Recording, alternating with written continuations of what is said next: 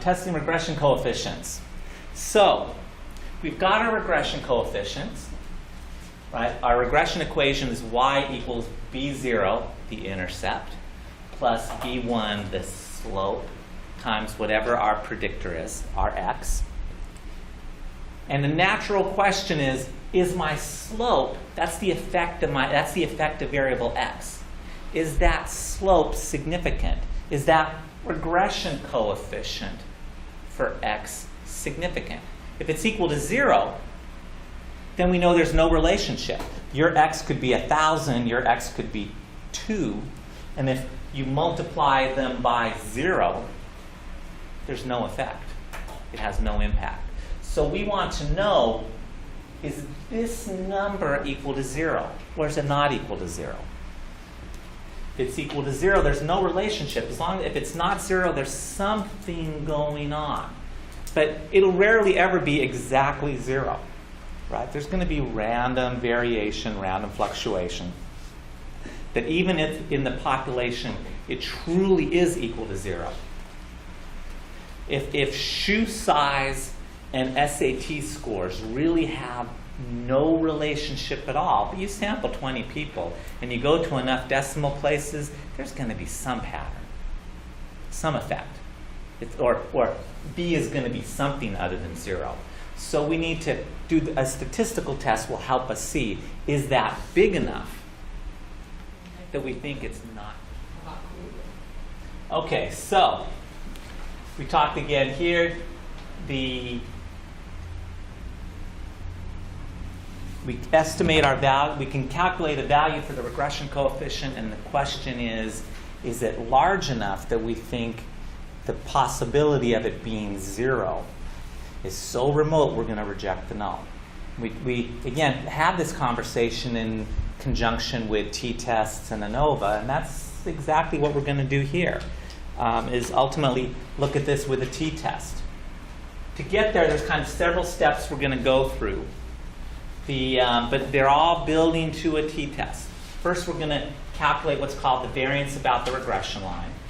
And that's just what I'm saying. It's the variance around the regression line. Then we're going to use that to calculate the standard error of the estimate.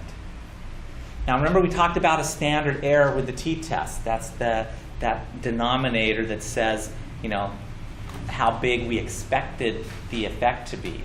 It's exactly the same here. We have our regression coefficient. The standard error of the estimate is just like the standard error we were talking about before. It's how big we expected that standard to be. It's our yardstick, in this case, for regression coefficients. So it's our yardstick for that regression coefficient. Then we use, oops. I take that back. I got ahead of myself a bit. Dang it. It's the, so I can edit that out. The standard error, we're going to take the variance and we're going to calculate the standard error of the estimate, which is the standard deviation around the regression line. Use that then to calculate a standard error of the regression coefficient, which we're then going to use in our t-test. Let's go through and we'll kind of see this step-by-step question. So the variance about the regression line, is r squared? No. No. No? Okay.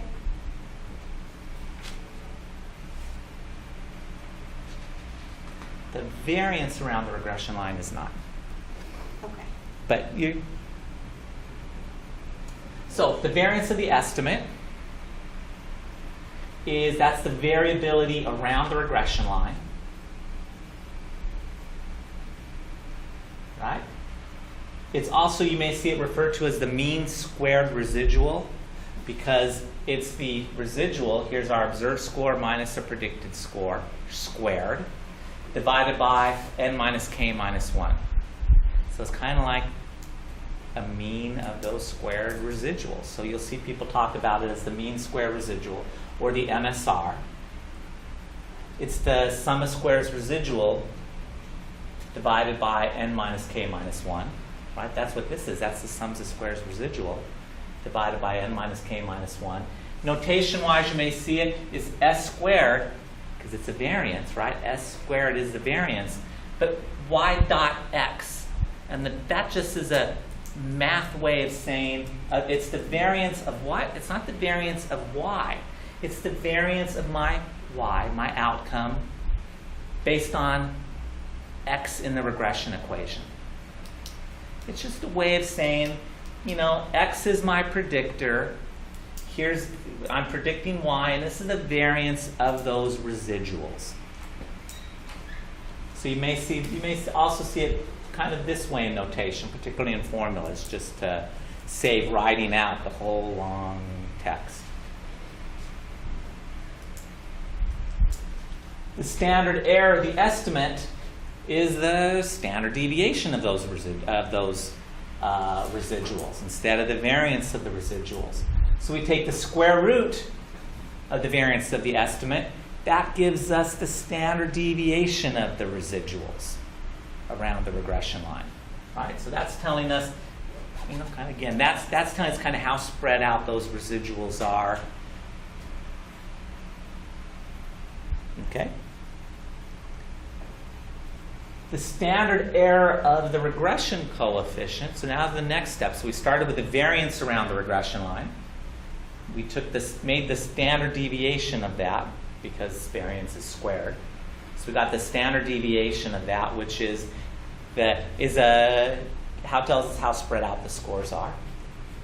Then the standard error of the regression coefficient is not the same as the standard deviation of the residuals. We take the standard deviation of those residuals. Notice there's no squared here because we square rooted it. So now it's just sy dot x, the standard deviation of our outcome when x is in the model, divided by the sums of squares of x. Now, it may not jump out at you, but this is kind of a little weird at first glance, because when we talk about sums of squares, when we did the partitioning the sum of squares, we were partitioning the sum of squares of y. Normally we're looking at, because it's the outcome that we're interested in predicting, kind of how much of that variability in the outcome do I know? So we calculate the total sums of squares of y, and then we break that into how much of that total variability in y I understand, right?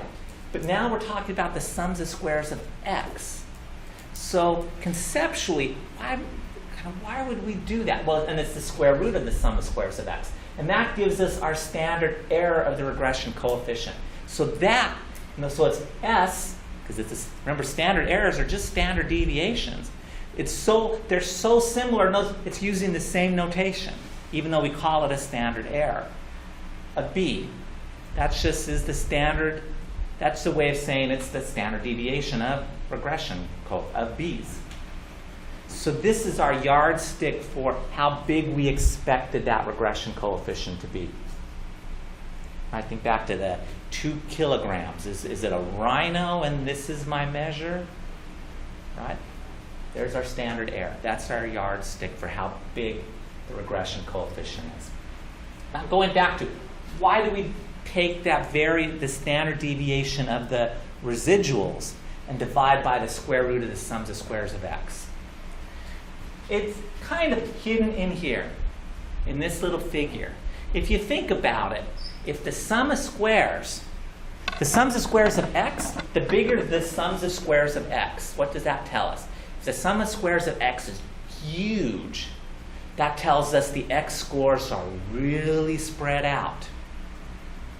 That tells us, our regression line is based on this much. Our regression line goes from way down here to way up there for x. That tells us these scores go from we're making a line, and we got data down here all the way to data up there if the sums of squares of x is big. Think about it.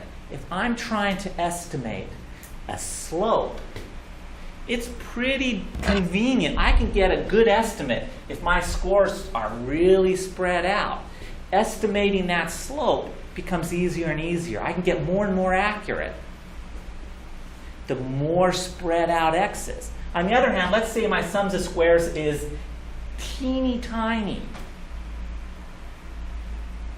Then I'm looking at this whole regression line, but I'm only looking at this little slice. And there's a line that goes through this, but how confident am I that I can estimate the slope of the line based on that much? You know, if I can only see this much, how accurate is this much? It's like my thing. If you can only see that much, it's hard to get a good estimate of what that slope is because it's such a small range. That's why we divide by sums of squares x. If sums of squares x is really, really small, then this is going to be a bigger number. The variability is a lot larger. If sums of squares x is gigantic, this denominator is gigantic. You take some number, whatever that is, you divide it by a gigantic number, you get a small standard error. So the bigger, this is why we like the moral of this story here and why I'm showing you the regression equations, so it hopefully can stick in your head. That's why get a range of x's. If you're interested in the effect of something, I want to look at the effect of studying on college performance. Don't just focus on the kids who always study or focus on the kids who never study. You want the range of kids. You want a big range, and it makes it easier to detect your regression coefficient. And that's the math. That's where it's coming from. It's not just something people make up. So we take, just like we did with our t-test, remember I told you we're going to do a one-sample t-test. That's kind of why we reviewed it.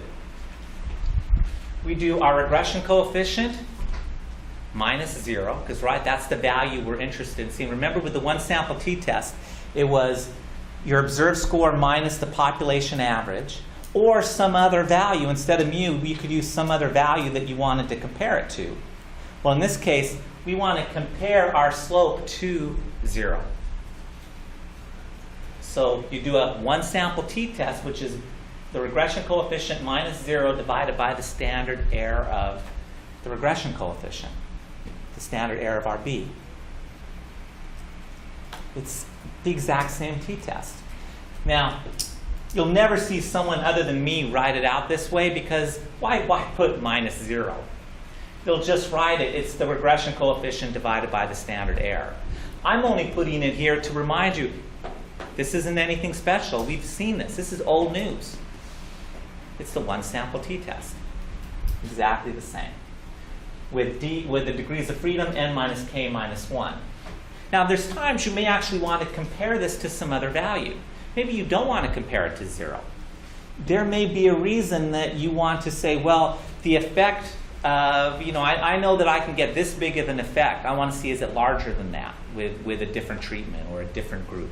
So you can plug in other values. Nothing's stopping you. But typically when you see the test for a regression coefficient, you're always comparing it to 0, because 0 means nothing happened. Okay? Questions? Okay. Now, kind of the next step. So what that tells us is the regression coefficient. That gives us a t-score. We can then calculate the p-value, right? We get the degrees of freedom. We know the t-score. We get the degrees of freedom. We plug it into our t-distribution for those degrees of freedom, and we can calculate the p-value to see, is it sufficiently extreme? What's the chance that we'd get a t that big if the regression coefficient really is 0? We can also calculate a confidence interval. And the confidence interval is just the range of scores that it's kind of funny. People misstate the confidence interval all the time. There's kind of the 95, I don't want to say that. The almost good description of a confidence interval is it gives you a sense of the range in which the real value of the regression coefficient is in the entire population, right? Because I've only got it on sample. It's kind of like whenever you see the polls. I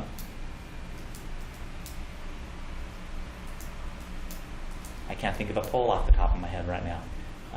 The Janet Mills is going to get X percent of the vote in the next election. Plus or minus 3%. That plus or minus is the confidence interval. Recognizing that, well, I'm not getting the entire population, and I know the yardstick tells me, well, this is what I observed, but I kind of expected this. Right? That standard error of the regression coefficient is what kind of how much wiggle room, how much we expected to see. So the confidence interval is a way of taking that and saying, well, this is what I observed, and where do I think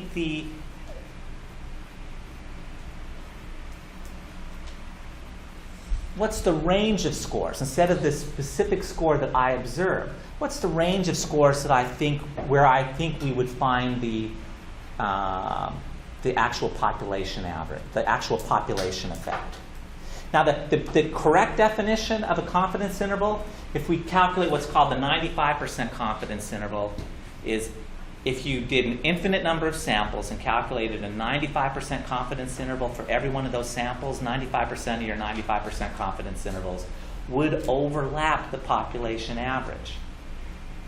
You see why people try to avoid saying that. It's like, what the hell did you just say? So we talk in terms of, I'm 95% confident, whatever that means. Or the 95% of the time, or you're 95% likely that the population average is in that range, which, well, it either is or isn't. So that's not quite right either. So we kind of fumble with the language a little bit. But the technical definition is, if you do an infinite number of samples, calculate a 95% confidence interval for each one, 95% of those 95% will overlap the population average. And again, it's just giving you the range where you think, a range where you think you're going to see the true population average. How you do that, I kind of belabored that point more than I intended, is you first find the critical t-score. Remember a couple weeks ago, or maybe even last week, talking about the critical t-score? That's where we saw how to find it in SPSS. You don't have to mess with the books anymore. In fact, I got a little Excel. I showed you how to do it in Excel. I actually got a little program I can give you guys that you don't even have to write that code. You just say what you want, and it'll give you the number. So you find it's like an interactive back of the book table. You get the critical value the critical t-score. And typically it's going to be based on your alpha, because then your p-value and alpha and the confidence intervals line up. So if my alpha level is 0.05, you want to do a 95% confidence interval. It's kind of the reverse of that. You find the critical t-score based on your degrees of freedom for a 95% confidence interval, and that's just the range of your t-distribution where 95% of the scores fall between the plus and minus, right? That was our t's, that's those critical t's, right? 95% fall between the plus and the minus value. You get that critical t-score, multiply it by your standard error, and that gives you the range for above and below your observed regression coefficient. So your regression coefficient plus and minus that critical t times the standard error gives you a range, a 95% confidence range, where you would expect to see the population average. Because I might calculate a regression coefficient of 3.217986, whatever, and I can carry it out to a bunch of decimal places, but that's not the real population average. That's based on my sample. Confidence intervals give you a better sense of well, I think the effect is somewhere in this range, rather than pretend that it's exactly that. Now, this is particularly important when you start doing confidence intervals. Where it can be helpful is you start to see just how squishy some estimates are. But you might be able to say, well, if you take my math program, if you spend $10,000, if you spend $10,000 for your child to attend the Mason Magic SAT program, give me $10,000, your child's SAT score on average will go up 70 points. That might seem, well, that's all. Is that worth 10,000? You can think about that. But the confidence interval might say it might go up 1,200 points, or it might go down 700 points. It's like, so the confidence intervals give you a sense of that number that someone's saying, is it really precise, or is it all over the place? So confidence intervals add depth to those point estimates. And you'll hear people talk about the regression coefficient is a point estimate. Notice it's a specific value, but am I really sure it's somewhere in a very tight range around that value, or do I have no idea where it is around that value? That's what the confidence intervals do. Now it'll lead you to the exact same result. If your alpha level and your confidence interval are aligned, so if you have a 0.05 alpha level and you calculate 95% confidence intervals, they will lead you to the same conclusion, in the sense that, I'm kind of jumped ahead of myself. Let me take a step back. So when you calculate your confidence interval, I need to add some slides. For the regression coefficient, if your confidence interval overlaps 0, right, then that tells you, remember 0 is there's no effect. So if my confidence interval overlaps 0, that tells me, well, there's a reasonable, I have some degree of confidence that my effect is in fact 0. So am I going to reject the null? Am I going to? No, I've concluded myself that I think there's a reasonable chance based on 95% confidence intervals. I'm 95% confident that the value may in fact be nothing, that there may be no effect. So confidence intervals that overlap 0 indicate that, well, you're sufficiently, indicate that there's a reasonable chance, again, using that criteria, that there's no effect. If the confidence interval doesn't overlap 0, then it's like, well, I really think my value ranges from 1 to, 1.1 to 4.6. It doesn't overlap 0. Then you're reasonably confident that, no, look, I think there really is an effect here. It could be anywhere in this range.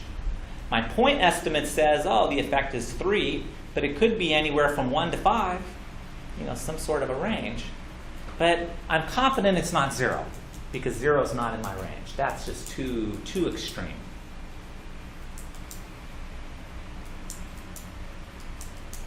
Now, taking a step back, that's where if you did the exact same analysis, so let's say that Toby does this using confidence intervals and says, yep, I got this range, it doesn't overlap 0, so I think there's a real effect here.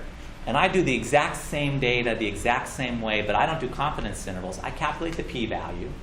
I do my test statistic, I calculate my p-value, I look at my rejection regions, and we're going to come to the same conclusion. If I'm using the alpha 0.05 and Toby's using 95% confidence intervals, we'll come to the exact same conclusion. It's just two ways of getting to the same point. I'm going to conclude, my p-value is less than 0.05, it's sufficiently rare, I'm going to reject the null and say there's something real going on here. They're complementary. They give you complementary information. P-values give you a estimate of just how, kind of specific, how likely it is that you'd see something this extreme or more extreme. Confidence intervals give you a range that you'd expect to see the real population value. But they're just two ways of looking at how big of an effect is and how big is that effect relative to what I expected to see. Everybody with me on that? So under what circumstance do we use one, or do we report one? Or the other? That is an interesting question. You've seen some pushback. Now I digress. For the audio, in case that didn't get picked up, the questions, because this is an important question. When would you use one or the other? And there's some debate in the behavioral sciences on that. You're seeing a lot of people push, and in fact, confidence intervals is new for this course, kind of starting to introduce it. It's actually new in the book with this edition, starting to talk about it more. But you're seeing more of a discussion of, well, let's get away from, actually, I think it's new in the book. It's definitely more played up.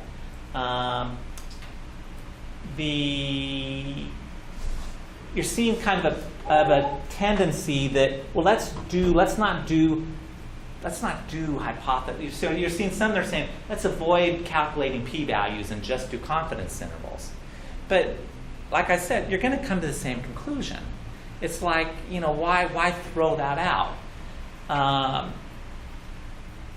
You're seeing a lot of interest in confidence intervals, and you're seeing some journals that will require you to include confidence intervals because they like the idea of getting that range. As I said, it's very helpful when you're reading an article and they're saying, I've got this awesome effect, and then you look at their confidence intervals that are huge.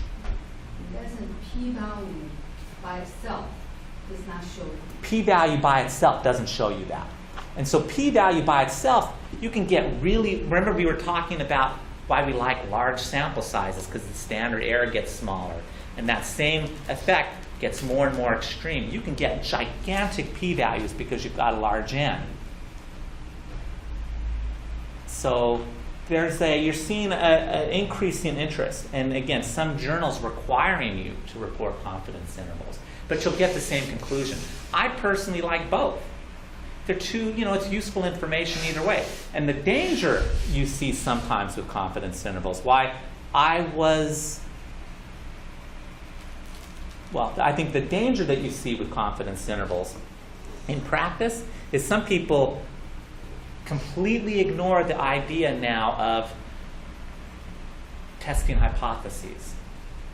And they ignore the idea of, well, what if it overlaps 0? So you'll see people that will talk about an effect, they'll report their confidence intervals, and talk about everything's a real effect. Oh, look, yeah, here's even though their confidence intervals overlap 0 and say you have no confidence that it's a real effect. People lose sight of that. So you see sometimes some will use confidence intervals as a way of reporting no effects, but being able to talk about it like there's an effect, because I didn't reject it because I didn't do that dirty hypothesis testing, so I'm not rejecting anything. I'm just not talking about it, and you have to look at their confidence intervals to realize, well, yeah, but all these confidence intervals overlap 0. So in the end, you really have no confidence that the effect is real, but you go on to talk about it as real. That's the danger. And kind of read the article, see if you notice people doing that sometimes. They just kind of let slide the fact that my confidence intervals overlap 0. But they're complementary. So you shouldn't gain. Now, if you don't line them up, then you can come up with different conclusions. Let's say my alpha is 0.01, but I calculate 95% confidence intervals. Then you may end up with, if Toby does 95% confidence intervals, he might say, oh, look, it does not overlap 0. I've got an effect. And if I did the same thing with an alpha of 0.01, I may fail to reject the nulls. So they won't line up if you do those. But that's why you should always kind of line them up. Other questions? Good question.